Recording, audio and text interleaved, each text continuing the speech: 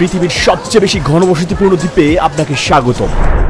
কলম্বিয়ার মূলভূমি থেকে 2 ঘন্টার নৌকাযাত্রার দূরত্বে অবস্থিত এই দ্বীপটি একটি ফুটবল মাঠের চেয়েও ছোট এবং প্রতি বর্গ কিলোমিটারে 68,000-এর মতো মানুষ এখানে বসবাস করে। এমনকি বিশ্বের সবচেয়ে ঘনবসতিপূর্ণ শহর হংকংয়ে এই হার 6,749 জন। দ্বীপটিতে মাত্র 4টি রাস্তা রয়েছে। পুরো জায়গাটি কংক্রিট দিয়ে তৈরি, এখানে কোনো গাড়ি বা মোটরসাইকেল নেই। দ্বীপের ভিতরে প্রবেশ করার সঙ্গে সঙ্গেই আমরা এখানকার জনসংখ্যার ঘনত্ব বুঝতে পারলাম। মানুষ, পশু পাখি, ঢেউ এবং গানের শব্দ একত্র হয়ে আমাদের কানে বাজতে শুরু করলো। চলুন তাদের মুখেই শুনি এখানের গল্প। আমরা কি আপনার বাড়ির ভিতরে দেখতে পারি? আসবেন, আসুন। তেমন কিছুই নেই, ভিতরে অনেক অন্ধকার। আমাদের এখানে বিদ্যুতের ব্যবস্থা নেই। আপনি দেখতে পাচ্ছেন তাদের হলওয়েতে কিছু লন্ড্রির কাজ চলছে এবং এখানে এগুলোকে শুকানোর জন্য রেখে দিয়েছে। চলুন এই রুমে যাওয়া যাক। বাড়ির মালিক বলল এই 3টি বেডে 10 জন মানুষ ঘুমায়। এটি আমার থাকার কক্ষ। এই বিছানায় কজন মানুষ ঘুমায়? 3 জন। আর এই ঘরের কি অবস্থা? খুবই অগোছালো থাকায় সে আমাদের ভিতরে প্রবেশ করতে দিলেন না। বাচ্চারা এখানে ঘুমায়। গরমের কারণে বিছানা বাইরে নিয়েছে। বিদ্যুতের ব্যবস্থা নেই এখানে। 7টি ছেলে মেয়ে এই ঘরে থাকে। ঘরের প্রতিটি জায়গা তারা ব্যবহার করে, এমনকি দেয়াল পর্যন্ত, কারণ তাদের কোনো ওয়ার্ডরোব নেই। তাই জামা কাপড়, জুতা সব ঝুলিয়ে রাখে। পানি স্বল্পতার কারণে এখানে রান্নাঘর পরিষ্কার রাখা খুবই কঠিন। এখানে পানি পান ছাড়া সকল ধরনের ব্যবহার যথাসম্ভব পরিহার করার চেষ্টা করে। রাস্তায় হাঁটার সময় সর্বত্রই আপনি কাপড় ঝুলানো অথবা বিছানো দেখবেন। তারা এভাবে রাস্তায় চুল কাটে। চেয়ারগুলো সর্বত্র ছড়িয়ে আছে। বাচ্চারা সবসময় এরকম দৌড়াদৌড়ি করছে। এখানে 220টি পরিবার অবৈধভাবে নির্মিত ঘরে বাস করে। এখানে কেউ জমির মালিক নন এবং কারো অনুমতি নেওয়ার প্রয়োজন হয় না। তারা যেখানে ইচ্ছা সেখানেই বাড়ি বানায়। যদি পর্যাপ্ত জায়গা না থাকে তাহলে বাড়ির উপরে বাড়ি বানায়। একটি বাড়ির সাথে আরেকটি বাড়ি এতটাই কাছে যে কখনো কখনো এক পাশ থেকে অন্য পাশে বের হতে হলে আরেকটি বাড়ির ভিতর দিয়ে বের হতে হয়। দ্বীপটি সম্পর্কে আমরা যখন আরো বিশদভাবে জানবো, আমি আপনাদের বলবো এটি কেন ভবিষ্যতে আরো ভয়াবহ রূপ নিবে। এই সব কিছুর জন্য জনসংখ্যা দায়ী। থালা বাসন ও অবশিষ্ট খাবার সব জায়গায় ছড়িয়ে আছে। কুকুরটি ফেলে রাখা একটি চামচ খাওয়ার চেষ্টা করছে। এখানে কেউ কেউ মাছ ধরছে, কেউ কেউ রাস্তায় খাবার বিক্রি করছে, কেউ আবার কনস্ট্রাকশনের কাজ করছে, কেউ আবার দ্বীপে থাকা লটারি মেশিনে ধনী হওয়ার জন্য তাদের ভাগ্য পরীক্ষা করছে। আর এগুলোর পাশাপাশি এখানে জন্মদিন পালন হচ্ছে। আর এখানে গানের শব্দ সর্বত্র শোনা যাচ্ছে। মানুষ এই স্বল্প জায়গায় শান্তি খুঁজছে। এটা কি আপনার নিজের বাড়ি নাকি এখানে ভাড়া থাকেন? আমার বাড়ি। এখানের গড় ভাড়া কত? এখানে কিছু লোক ভাড়া থাকে। কিছু লোক আছে যারা এখানের বাসিন্দা না। তারা $50 থেকে $75 ভাড়া দিয়ে থাকে। এছাড়া বিদ্যুৎ এবং ইউটিলিটি বিল দেয়। এখানে বড় বড় যৌথ পরিবার রয়েছে। বিবাহিত সন্তানদের তারা দ্বিতীয় তলায় থাকতে দেয়, কারণ এখানে থাকার মতো তাদের পর্যাপ্ত জায়গা নেই। এই দ্বীপটি কতটা ছোট তা আপনাদেরকে ভালোভাবে বোঝানোর জন্য আমি এটার শেষ প্রান্তে এসেছি, আর এখান থেকে হেঁটে চলে যাব অপর প্রান্তে। আর এই পুরোটা সময় আমি মোবাইলে টাইমার ব্যবহার করব। চলুন দেখি কত সময় লাগে। এই সংকীর্ণ রাস্তায় হেঁটে আমরা পথ খুঁজে সামনে এগিয়ে যাচ্ছি। এখানে গোপনীয়তা প্রায় অসম্ভব, কারণ যেখানেই যাচ্ছি মানুষ ছড়িয়ে আছে। এখানে মোট জনসংখ্যায় শিশুরাই আধিপত্য বিস্তার করে। মাত্র 4 থেকে 5 কদমের মতো জায়গায়ও শিশুরা তাদের কল্পনার খেলার মাঠ বানিয়ে ফেলে। দ্বীপটিতে একটি স্কুল, একটি গির্জা, একটি ক্লিনিক, একটি হোটেল, একটি রেস্তোরাঁ এবং 3টি বাজার রয়েছে। আজ থেকে 200 বছর আগেও এই রাস্তা, কোলাহল, মানুষ কিছুই এখানে ছিল না। প্রচলিত আছে কিছু জেলে এই দ্বীপটি আবিষ্কার করেন। এরপর ধীরে ধীরে তারা তাদের পরিবারকে নিয়ে এখানে বসবাস করতে শুরু করেন। মশার উপদ্রব থেকে বাঁচতে তারা এটা করেছেন। এরপরে প্রবল পাথর, শামুক এবং বজ্র চাপিয়ে এই দ্বীপটিকে বাড়ানো হয়েছে। 2 মিনিটেরও কম সময় লেগেছে। আমরা 94 বছরের একজন মহিলাকে পেয়েছিলাম যে এই দ্বীপ সম্পর্কে সবকিছু জানে। তার জন্ম এখানে, সেখানেই আছে, একদিনের জন্য কোথাও যায়নি। একদিন 12 থেকে কিছু জেলে এখানে এসেছিল। এরপরে তারা এখানে থাকতে শুরু করলো। আর গত 100 বছরে এটা এত বড় হয়েছে। ওই সময় কোনো মোটর ছিল না, কাঠের তৈরি নৌকা ছিল শুধু। যখন আমার জন্ম হয় তখন শুধু এই ঘর আর কয়েকটি ঘর ছিল। এইসবের কিছুই ছিল না তখন। আমরা বিশ্বের দ্বিতীয় বৃহত্তম প্রবাল প্রাচীরের পাশে অবস্থান করতে পেরে ধন্য। খোলা সমুদ্রে 20 থেকে 30 মিটার উঁচু ঢেউ আমাদের উপকূলে পৌঁছালে তা প্রায় 25 থেকে 30 সেন্টিমিটার হয়ে যায়। দেখুন, আপনি এই দ্বীপের চারপাশে যা দেখবেন, উপকূল থেকে 5 থেকে 6 মাইল পর্যন্ত বিশুদ্ধ প্রবাল দ্বারা পরিবেষ্টিত। এখানে কতজন মানুষ বাস করে? 2টা পরিবার থাকে। প্রতিটি পরিবারে 6 জন সদস্য আছে, মোট 12 জন। রান্নাঘর কোথায়? রান্নাঘর চুলাটা এখানে থাকে, এটাই কোনো সমস্যা নেই। আমরা প্রোপেন গ্যাস দিয়ে রান্না করি। একটা নির্দিষ্ট সময় পরে পুষ্টির অভাবে এই কুকুরগুলো আর কখনোই বড় হয় না। সত্যি বলতে এখানে থাকা প্রতিটি প্রাণীর জীবন সীমাবদ্ধ।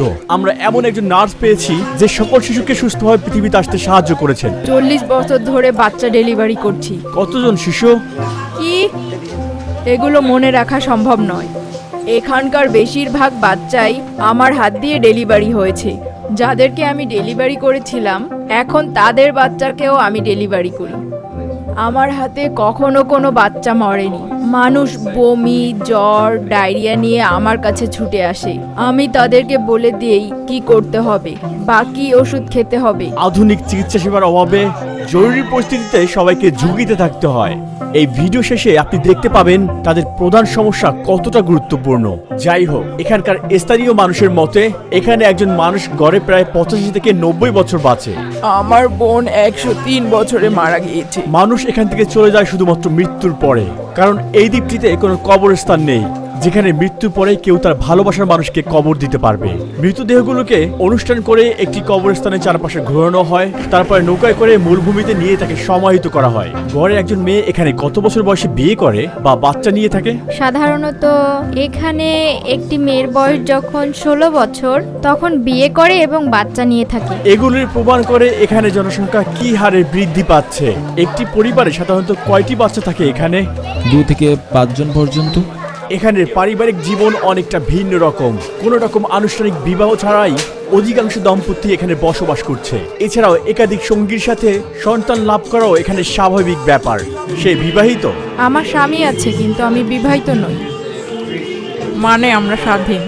এছাড়াও মানুষ তাদের ব্যক্তিগত বিষয় নিয়ে ভাবে না, তারা সবসময় তামাশা করে বেড়ায়। এই দ্বীপটির সবচেয়ে বড় সমস্যা হলো আবর্জনা। এর কিছু অংশ সমুদ্রে চলে যায় এবং বাকি অংশগুলো মূল ভূমিতে চলে যাবে। আপনি যেখানেই যান গন্ধ এবং মশার উপদ্রব পাবেন। ভিডিও হচ্ছে অধিকাংশ বজ্রই সমুদ্রে লুকানো। কোনো দ্বিধা না করেই ময়লার পাহাড় তারা সমুদ্রে ফেলে দেয়। তাদের কাছে সমুদ্র যেন ময়লার ভাগাড়। প্লাস্টিক, কাঁচের টুকরা, ধাতব টুকরা এগুলো দ্বীপের আবর্জনার সমস্যারই অংশ। অবিশ্বাস্য হলেও সত্যি, এই সমুদ্রের তলদেশে টয়লেটও পাওয়া যায়। এই দূষিত পানিতে থাকা কাঁকড়া এখানকার মানুষের অন্যতম প্রধান একটি খাবারের উৎস। এই ভাঙা খাঁচা দিয়েই তারা এই প্রাণীগুলোকে শিকার করে থাকে। সমুদ্রে কিছু প্লাস্টিকের ব্যাগ ভাসছে, ওইখানে মানুষ মাছ ধরছে আর সেখানেই মহিলারা কাপড় ধুচ্ছেন। এখানের জীবন বিশৃঙ্খল। এখানে বিদ্যুৎ এবং পানীয় জলের প্রাপ্যতা আবহাওয়ার উপর নির্ভর করে।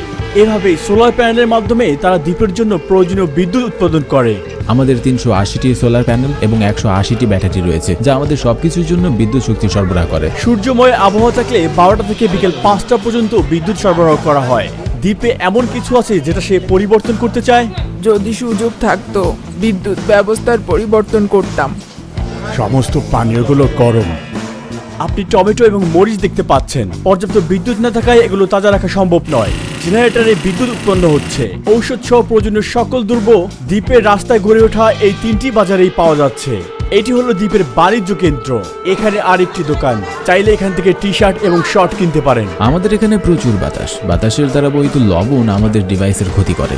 খাবার পানি সংগ্রহ নিয়ে তৈরি হয় আসল যুদ্ধ। যেহেতু কলের পানির ব্যবস্থা নেই, তাই তারা এভাবেই পাইপ দিয়ে বৃষ্টির পানি সংগ্রহ করে। এক ফোঁটা পানিও নষ্ট করা যাবে না। আমরা অনেক কষ্ট করি। এখানে স্বাস্থ্য কেন্দ্রের নিচে আমাদের একটি কমিউনিটি ট্যাঙ্ক আছে, যাকে আমরা দ্বীপের ফুসফুস বলি। যখন বৃষ্টি হয় তখন এখানে আনন্দ এতই বিপুল যে আমরা সেদিন পার্টি করতে চাই। এখানে খরা আমাদের ভয় দেখায়। এখানে বৃষ্টি হতে 7 থেকে 8 মাস সময় লাগে। আমরা সেই মূল্যবান তরল সংগ্রহ করি এবং তারপরে আমরা তা সকল পরিবারের মধ্যে বিতরণ করি। নৌবাহিনী আমাদের এখানে যে সমস্যা তা দেখে। তারা মেয়রের অফিসকে তাদের জাহাজ ব্যবহার করতে দেয়, যাতে তারা আমাদের জন্য কিছু জল আনতে পারে। এখন আমাদের নিকট জল রয়েছে। বৃষ্টি হয় সব ট্যাঙ্কি পূর্ণ। এছাড়াও দ্বীপে কোনো নর্দমার ব্যবস্থা নেই। যদিও বৃষ্টি পানি সরবরাহের ক্ষেত্রে সুখবর বটে, কিন্তু এই বৃষ্টি ঝড় তাদের জীবনকে দুর্বিষহ করে তোলে। যেহেতু দ্বীপের সম্প্রসারিত এলাকাগুলো শক্ত নয়, প্রাকৃতিক দুর্যোগ ঘরবাড়ি এবং রাস্তাকে অনুপযোগী করে তোলে।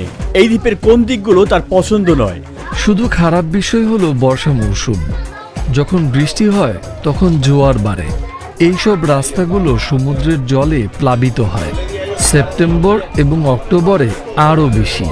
সেই মাসগুলোতে এই বাড়িগুলো উঁচুতলা না থাকলে বৃষ্টির পানি কক্ষগুলোতে ঢুকে পড়তো।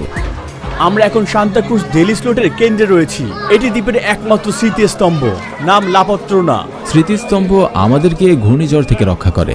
আমরা এই জনবসতির একমাত্র গির্জার ভিতরে রয়েছি। এটা খানিকটা মেরামতের প্রয়োজন। আপনি কি পুরোহিত? আমি নেতা। এই দ্বীপে অনেক ছোট ছোট বাচ্চা আছে, আমাদের বলবেন আপনার মতে তাদের ভবিষ্যৎ কেমন হবে? মাধ্যমিকের পর তারা আর পড়াশোনা চালিয়ে যেতে পারে না, কারণ মূল ভূমিতে পাঠানোর সামর্থ্য নেই তাদের বাবা মায়ের। এই দ্বীপে 240 জন শিক্ষার্থী এবং 12 জন শিক্ষক আছেন। দ্বীপটির একমাত্র স্কুলে আপনাদের স্বাগতম। এটি প্রথম শ্রেণীর একটি শ্রেণীকক্ষ। পার্শ্ববর্তী দ্বীপে যেহেতু কোনো স্কুল নেই, সেখান থেকেও শিক্ষার্থীরা এখানে পড়তে আসে। আর সেখানে স্কুল পরিষেবা হচ্ছে একটি নৌকা। এখানে প্রতিটা শিশু ফুটবল খেলতে পছন্দ করে, এমনকি মেয়েরাও। তুমি বড় হয়ে কি হতে চাও? খেলোয়াড়। তারা কোন দলে খেলতে চায়? রিয়াল মাদ্রিদ, প্যারিস টিমে, আর্জেন্টিনা।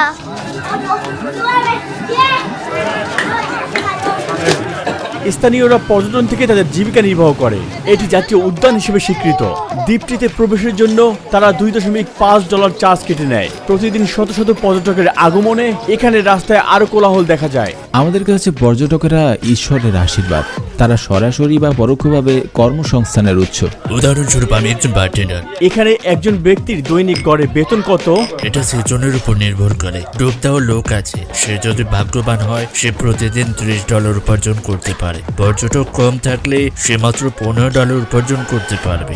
একজন বারটেন্ডার পর্যটন মৌসুমের উপর নির্ভর করে ব্যয় এবং শ্রমিকদের অর্থ প্রদানের পরে প্রতিদিন $50 উপার্জন করতে পারে। এখানে পর্যটকদের জন্য একটি অ্যাকোয়ারিয়াম নির্মিত হয়েছে, যেখানে স্থানীয় মাছ, সমুদ্রের কচ্ছপ, এমনকি হাঙরকেও খুব সীমিত জায়গায় রাখা হয়েছে এবং পর্যটকদের এই প্রাণীদের সাথে সাঁতার কাটার অনুমতি দিয়েছে। এই জায়গাটি স্থানীয় অর্থনীতিতে উল্লেখযোগ্য ভূমিকা রেখেছে, কিন্তু মানুষ আসলে পরিবেশ তাদের জন্য কি সরবরাহ করছে তার মূল্যায়ন করে না। অতিরিক্ত মাছ ধরা এবং সমুদ্র দূষণের কারণে তাদেরকে মাছ আমদানি করতে হচ্ছে।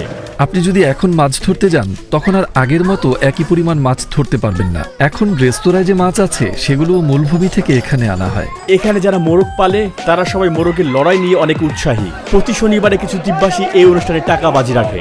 এই দ্বীপের একমাত্র হোস্টেল এটি। চলো ভিতরে যাই। এখানে পর্যটকদের জন্য একটি শান্তিপূর্ণ পরিবেশ তৈরি করা হয়েছে। এইটি হলো কোলাহলের মধ্যে একটি নীরব আশ্রয়ের স্থান। এত ভিড় সত্ত্বেও দ্বীপে নিরাপত্তা দেওয়ার জন্য একজনও পুলিশ নেই। যেহেতু এই দ্বীপের একে অপরকে সবাই চিনে, তাই তারা এটার প্রয়োজন বোধ করে না। দেখুন, এখানে আমাদের 800 জন মানুষ আছে এবং আমাদের কোনো পুলিশ নেই। তারপরও আপনি ডাকাতি, ছিনতাই বা ছুরিকাঘাত ইত্যাদি দেখতে পাবেন না। আমরা এখানে শান্তিতে বসবাস করি। এখানে আমাদের পুলিশ হচ্ছে আমাদের বয়স্ক বুজুর্গ মানুষেরা। আমরা এখানে সম্মান বজায় রাখি। যদি কোনো ধরনের ঝগড়া, ভুল বোঝাবুঝি বা ঝগড়া হয়, বয়স্করা আমাদের নিয়ে বসে, কে সঠিক তা বের করে, তারপর আমাদের পরামর্শ দেয়। তারপর আমরা হাত মিলাই এবং মনোমালিন্য ভুলে ভাই ভাই হিসেবে থাকি। সব ঠিক হয়ে যায়। তার কি অন্য কোথাও যাওয়ার পরিকল্পনা রয়েছে? আমি সারা জীবন এখানে পার করেছি। এখানে আমার জন্ম আর এখানেই মরবো। সন্ধ্যায় এখানকার বাসিন্দারা আরো সক্রিয় হয়ে ওঠে। আবহাওয়া শীতল হওয়ার কারণে সর্বত্র মানুষে ভরে যায়। সূর্য অস্তের সাথে সাথেই দ্বীপটি পুরোপুরি অন্ধকার হয়ে যায়, কারণ রাতে এখানে বিদ্যুতের ব্যবস্থা নেই। আলোর জন্য মানুষ মোমবাতি এবং মোবাইলের ফ্ল্যাশ লাইট ব্যবহার করে। তারা দিনে এটিকে চার্জ দিয়ে রাখে যাতে রাতে ব্যবহার করতে পারে। বেশিরভাগ মানুষ রাতে তাদের ঘরের বাইরে চলে যায়, কারণ ঘরগুলো খুব ছোট এবং অন্ধকার। তাছাড়া ঘরের ভিতর করার মতো কিছুই নেই। অন্ধকার দ্বীপের আনন্দকে কখনোই বাধাগ্রস্ত করতে পারে না। এখানে ছোট্ট একটি বার রয়েছে যেখানে সবাই জড়ো হয়। রাতের বেলা তারা এটি পান করে থাকে। এখানে সবসময় ল্যাটিন মিউজিক শুনতে পাওয়া যায়। মানুষ এখানে একসাথে নাচ গান করে। কেউ কেউ এখানের খুবই জনপ্রিয় খেলা ডমিনো খেলে। সেই জন্মদিনের পার্টি আমরা এখনো দেখতে পাচ্ছি। এই অনুষ্ঠানের আবর্জনাগুলো এখানে জড়ো করা হয়েছে। বেশিরভাগ মানুষ বাকি বিশ্ব থেকে নিজেকে আলাদা করেছে এবং তারা কখনোই এই জায়গা ছেড়ে যায়নি। তাদের এই ক্ষুদ্র দুনিয়া থেকে বের হওয়ার অথবা উন্নত জীবনযাপনের কোনো ইচ্ছাই নেই। এই সম্প্রদায়ের তাদের জন্মভূমির প্রতি গভীর বন্ধন রয়েছে।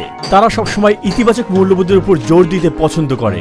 সান্তা ক্রুজ দেল স্লোটের সবচেয়ে বড় সমস্যা হচ্ছে পরিষ্কার পানির অভাব এবং প্রচুর ময়লা আবর্জনা। এই দ্বীপটি এত মানুষ ধারণ করার মতো অবস্থায় নেই। নেতিবাচক দিক থাকা সত্ত্বেও এখানকার মানুষের সম্পর্ক পরিবারের মতো এবং তারা খুশি। ভিডিওটি দেখার জন্য ধন্যবাদ। আমাদের চ্যানেলটি সাবস্ক্রাইব করতে ভুলবেন না। দেখা হবে নতুন ভিডিওতে।